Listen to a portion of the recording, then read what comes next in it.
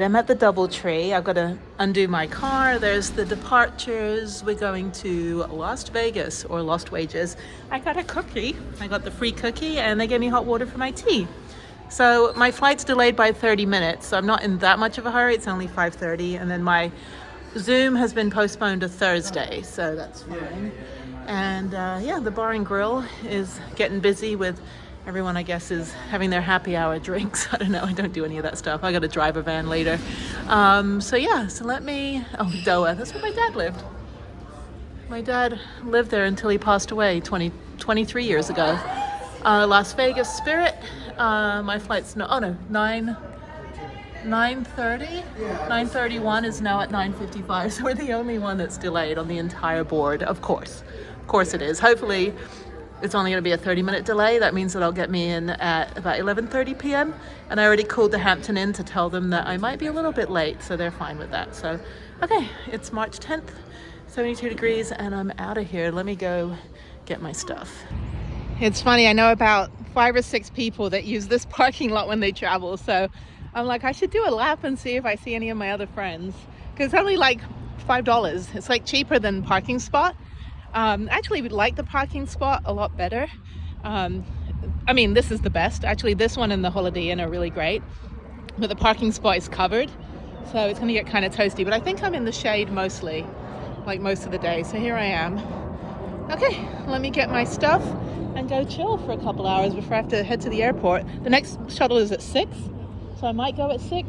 I'm not leaving till, I'm not boarding till like 9 p.m. at this point. So got a couple hours. I'm going to work on my computer, start working on some stuff, maybe work on another video. And there's me and my tea. It's hot. It's too hot here. I want to go back to the mountains and the snow. It's funny, this table is meant to look like an airplane. I don't know if these open. Oh, it does. Oh, look at that. That's pretty cool. Never noticed that before. All right, I am here again. I was just here like 2 days ago. Okay, this time being dropped off by DoubleTree and not the Holiday Inn. So let's go in. I got to wash out my little teacup and then go through TSA and then hang out for the next 3.5 hours.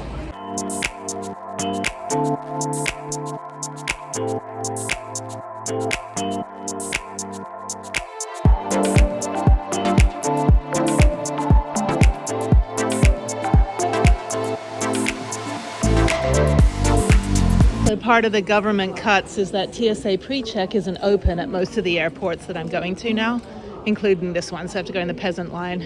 So I got paid for that.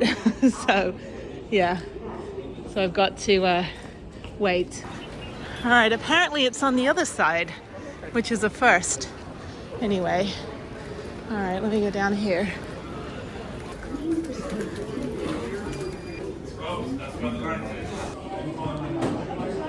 All right, I'm through, and that was marginally painful. So you get a green card, and then you don't have to take your shoes off, or if you go through the middle one, you don't have to take your laptop out. And then you've got like the conveyor of shame, like when it goes to the left, and they have to like send it back through. But luckily that wasn't even working either. So yeah, so they shut down TSA at 6 p.m.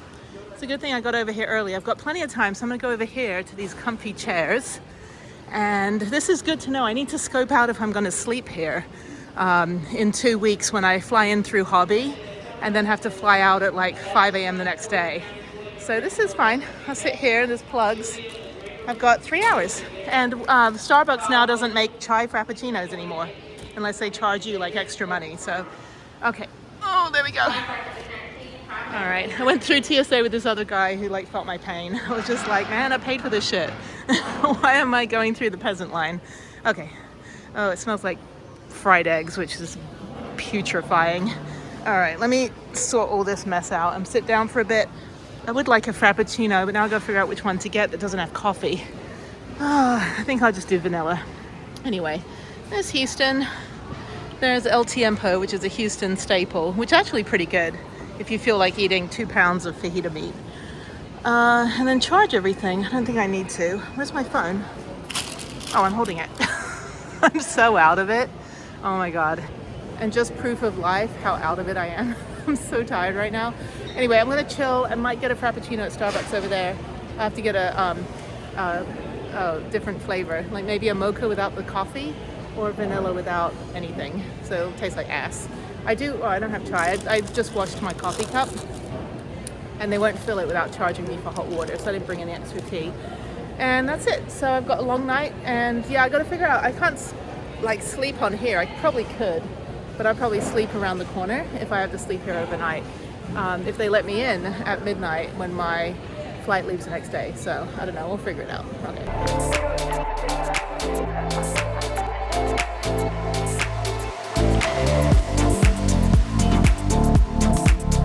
All right, it's 7:40. I still got an hour and a half before we board, and I think I'm in A19.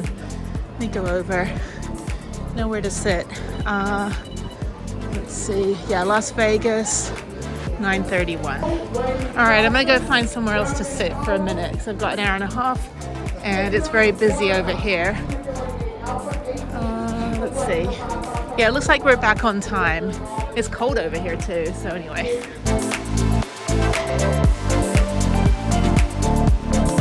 All right, I'm back over here. We're boarding soon.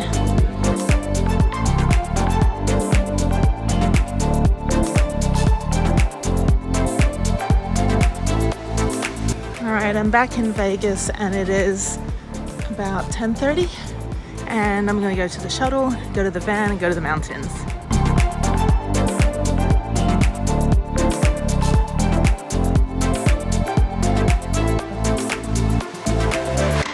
Hello, airport shuttle service. We meet again. So let me go sit down. So tired. Yeah, they'll be here in about 15 minutes, which is great. For some reason, it's all like, I gotta clean my phone camera. Hang on one second. All right, that's much better. So yes, I'm at the shuttle area waiting for the blue van to come pick me up. Ah, good to be back. That was an easy flight. I sat next to two really cool people. I normally don't talk to anyone I sit next to, but the guy in the middle, I don't know what his deal was. He looked like he might be military, I'm not sure. But anyway, so the other girl by the window, when I told her what I do for the nonprofit, she's like, oh my God, I want to get into equine therapy, but I don't know where to go or how to do it. So I'm going to find a place. And I think Mount Charleston has horses. So equine therapy is a lot of people with PTSD or trauma. And she said, yeah, I was talking to my therapist and I was trying to figure out how I could do it. I just don't know where to go. And that's what we do. So I'm going to put it up in the middle or the bottom of the screen here, the website. If you want to go there and donate, you can. And you can help me to help people like her who want to try a new activity to help them through their trauma. So equine therapy is super helpful. A lot of veterans use it. The National Ability Center out in Salt Lake City also has an equine therapy program and really beautiful horses. But yeah, a lot of state parks have, horse riding and stuff. But basically it's that you kind of get to like take care of a horse and groom the horses and take them out and learn how to ride the horses and really care for them, like 360 degree full circle. And that's something that I really think is super helpful. You don't get to keep the horse, so I'm not going to buy you a horse.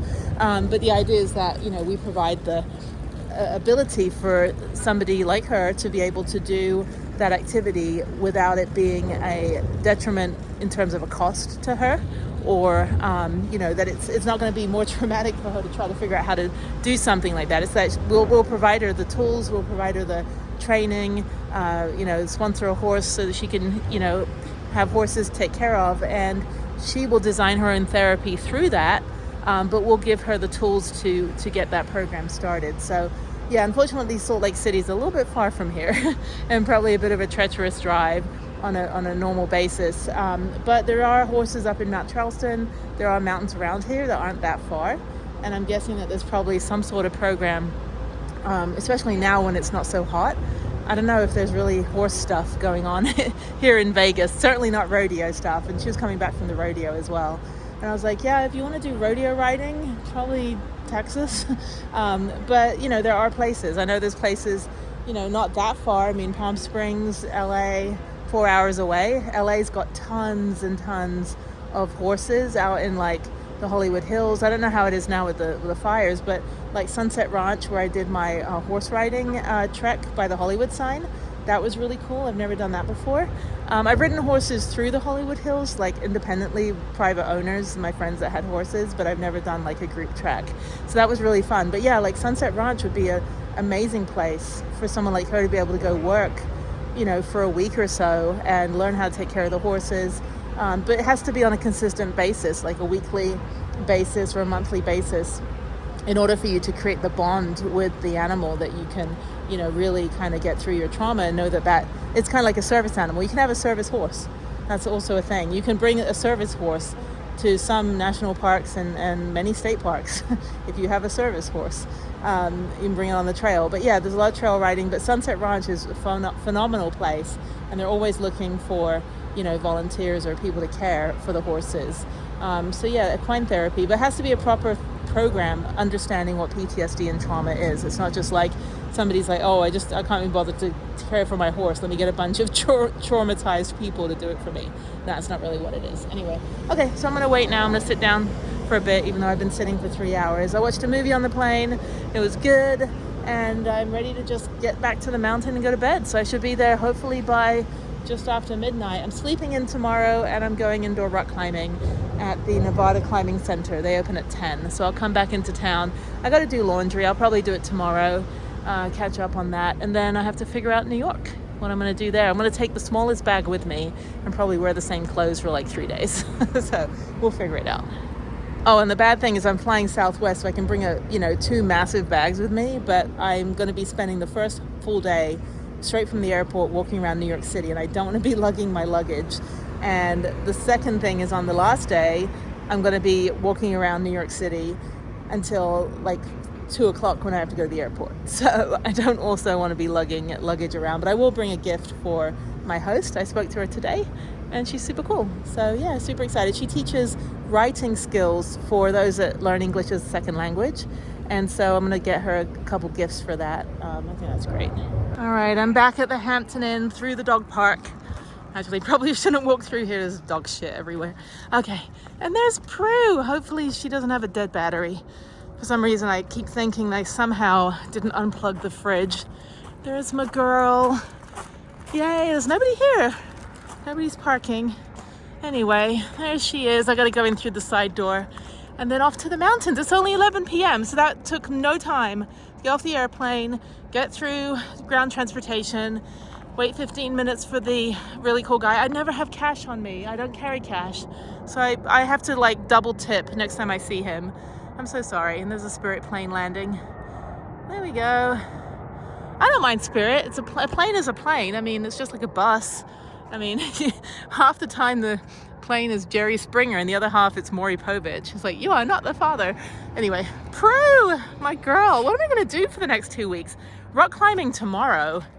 I don't know what else I'm going to do. I got to plan something. I got to find other stuff to do with the weather. I don't know. It's cold here right now, and I took my fuzzy jacket home and I didn't bring it back because Houston is warm. I don't know why I took it home. So I'll have to get it when I go to New York. Maybe I'll take it with me there. Okay. All right, Prue, let's go. All right, there she is in all her glory. And I got 99% on the Bouge RV, which is good, so I can plug my fridge in. It is good to be back in Prudence. The girl that I was talking to, she's like, oh my God, I'm totally gonna call the girl with the crazy hair. I'm like, do I have crazy hair? I mean, it's suddenly growing. It's suddenly thick again. My hair grows really quickly when it doesn't like break off from being fried blonde, which was a mistake for me to do for 2 years. I'm glad I'm back to my brown and smidgen of gray, which I need to take care of that debacle right here. But yeah, I was just like, I don't have crazy hair. I mean, if I like make it look crazy like Cousin It, like, what do you think? Is that convincing? It's like, I will help you. No, I need to look a little bit more professional. But no, I have airplane hair. And yeah, I mean, I curled it this morning, but I don't know what the heck it's doing. But I'm just glad it's growing. It's going to be long again.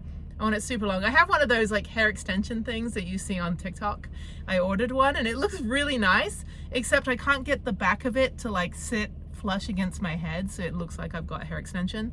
You just kind of wear, it's like kind of like a little halo thing you put on, and it's long and it matches and it's curly.